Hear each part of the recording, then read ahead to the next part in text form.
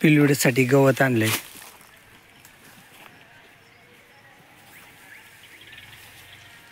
इकडं घास आहे, फक्त बैलांसाठीच आहे.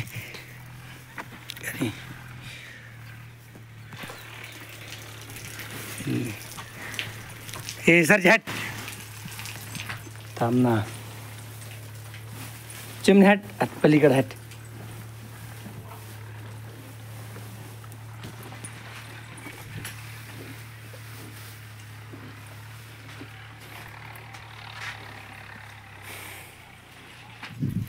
पिल्लुडीला पलीकडे गवत टाकले, ह्या पाटीत थोडा घास ठेवला खायला. इकडं आपलं सोलारचं पाणी चालू आहे गव्हावरती. आपल्याला लोळल्याला गहू म्हणजे आता पाणी दिलं ना, जरा दाणे आहेत ते दाणे तरी जरा भरतील. तो सरळ असताना तर भरपूर मोठाले दाणे झाले असते. आता दाणे आकाराने छोटेलेच राहतील गव्हाचे, पण जेवढा येईल तेवढा. त्याला पाण्याची गरज आहे, तर त्याच्यामुळे त्याला चालू आहे पाणी. पलीकडं जोड गव्हात पाणी चालू आहे. पाणी बघण्यासाठी आलो होतो, तर भिजले कडीपर्यंत. आता पाणी बन्सी गव्हात लावतो. तर हे बन्सी गहू आहे, शिववाला गहू चांगला आहे. आणि ह्या गव्हाला कसं ना, ह्याचे जे कुसळ असतात ना वरचे, हे काट्या बारीक बारीक काड्या, तर हे कुसळ लांबून बघितलं तर पांढरे चमकतात आणि जवळून बघितलं ना तर जरा काळसर दिसतात. तर हीच आयडेंटिटी बन्सी गव्हाची, की ह्याचे कुसळ ना काळे राहतात. आणि लांबून बघितलं ना तर उन्हामुळं ना असे चमकतात. वरती शेंड्याला पांढरे कुसळ दिसतात आणि असे बघितलं तर काळे. आपल्या गव्हाची बन्सी गव्हाची आत्ता हाईट बघितलं ना, माझ्या खांद्यापर्यंत हाईट येते.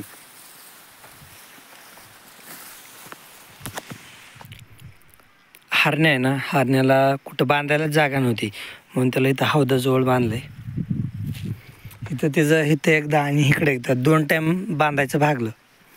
आज दिवसभर तर त्याला इथंच राहून द्यायचं, मग उद्याच्याला इथं बांधता येईल बाजूला.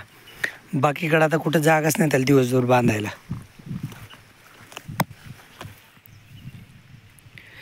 हे आपला भुईमुग खुरपून घेतला एकदा, आत्ताच भिजवलाय बी, ओला चिकुले खाली. ह्याच्यात कुठं कुठं तीळ टाकला आहे गावरान भुईमुगात. कारण हायब्रिड भुईमुग ना डुबायचा असतो ना, तर डुब्याने तीळ निघतो. गावरान भुईमुग 3 नळे डुबायचं नव्हतं ना, मग ह्याच्यात तीळ टाकलेलं आहे. कुठं फुलं लागली तिळाला बी. हा जो भुईमुग आहे ना, हा असा खाली पसरतो आणि तो आहे ना तो उभा येतो सरळ, तो हायब्रिडवाला. भुईमुगाला फुलं लागलेत पिवळे, कुठं कुठं लागलेत हा, सगळ्या भुईमुगाला नाही.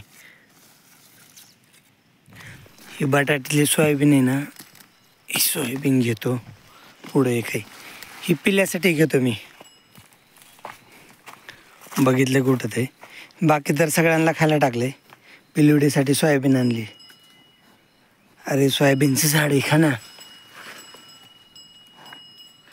हे त्याला आवडत ना सोयाबीन. तर मला खुराक ठेवून बघतो एकदा.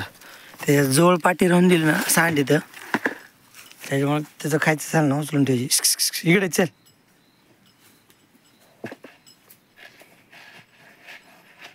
खाते मग थोड्या वेळाने पाठी उचलून ठेवीन मी परत. आता मी आलो आहे काटवणाच्या शेतात. तिकडं आपली ज्वारी ही बाजरी पेरलेली शेत आहे. तर बाजरी कशी आली तुम्हाला दाखवतो. आणखीन लई छोट आली, हे बघा अशी छोट आली बाजरी. आत्ताशी लाईन ओळखायला लागल्यात बाजरीच्या. अशी बाजरी छोटी छोटी. मी इकडं आलो आहे बाजरीमध्ये कुठं कुठं कांग्रेस आलाय ना, तर तो कांग्रेस उपटण्यासाठी हे असं कांग्रेस उपटायचा, इथं जागेवर टाकून द्यायचा. हे उपटायचा, नंतर अशी माती काढून घ्यायची. ह्याची मुळांची माती निघली ना, मग जरा वजन कमी होतं ह्याचं. असा कांग्रेस जागेवरच राहून द्यायचा, नाहीतर मग तिकडं बांधाला फेकून द्यायचा. भैया तिकडं खालच्या शेतातला कांग्रेस काढतोय. भैया तिकडं खालच्या शेतातला आणि मी वरच्या शेतातला काढतोय. तर जास्त काय दाट नाही, कुठं कुठं राहिलेला, कुठं कुठं आलाय तेवढंच काढायचा. काय बाजरी लहान आहे ना, त्याच्यामुळं मग कांग्रेस बाजरीला येऊनच द्यायचं नाही. मग त्याच्यामुळं कांग्रेस काढायचा आहे, ते बी मोठ्याला मोठ्याला काढून घ्यायचा.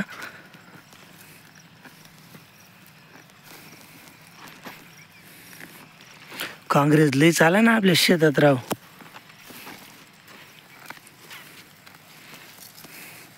असं बघितलं ना अर्धा पलीकडचा भाग आहे ना जिकडं काँग्रेसच दिसत नाही त्या लिंबाच्या झाडाकडं, तर तिकडचा काँग्रेस काढला. जी हिरवी दिसते ना ती हराळ आहे. आवत हाणून निघली होती तरी पण डबल आली हराळ. बाजरी पण आता कुठं कुठं दिसतात लाईनी चांगल्या. पण मोठाला काँग्रेस काढूनच घ्यावं लागेल.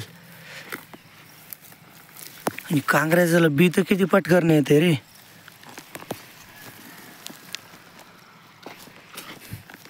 हे बघा आता हे समोरचं केवढंसं झाड आहे त्यालाच बी आलंय.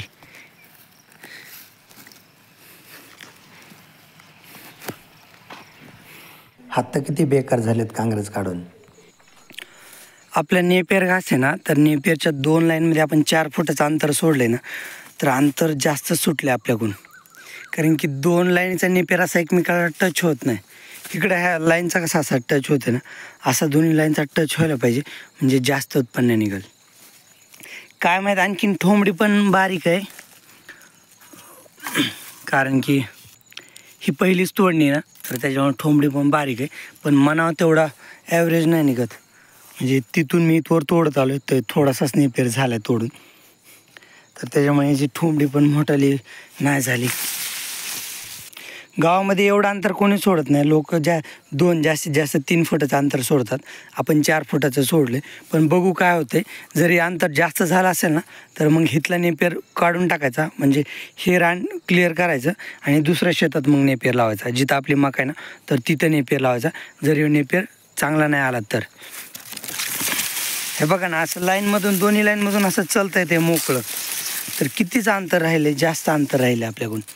मीच म्हणलं होतं 4 फुटावर लावायचं. मला वाटलं नेपियरची ठोंबडी मोठी होत असेल मग एकमेकाला चिटकत असेल, तर त्याच्यामुळं.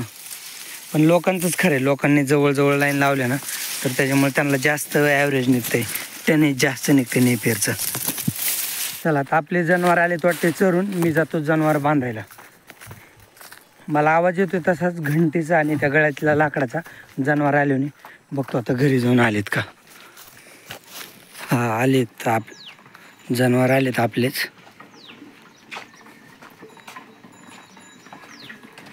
गंगा या अलीकडे. गंगा रस्त्यात थांबते जनावराच्या.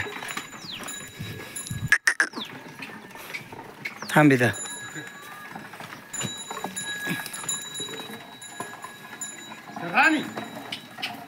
राणी आहे इकडे बुडी. हे वृंदा हो, वृंदा वृंदा वृंदा ए हाय खू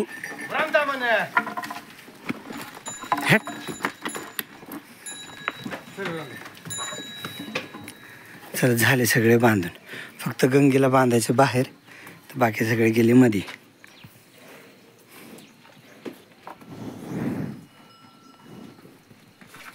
त्यांना ठेवलं इकडं मध्ये.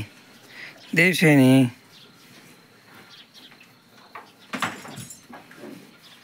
ए सरजे